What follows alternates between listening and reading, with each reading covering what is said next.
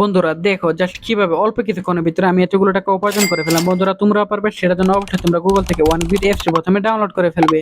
তারপর বন্ধুরা দেখো অ্যাপস ইনস্টল করে ওপেন করার সাথে সাথে এরকম একটা ইন্টারফেস চলে আসছে। এখান থেকে উপরে ডান পাশে রেজিস্ট্রেশন এখানে ক্লিক করবে, তারপর এখান থেকে বাই মেল অপশনে ক্লিক করে ফেলবে।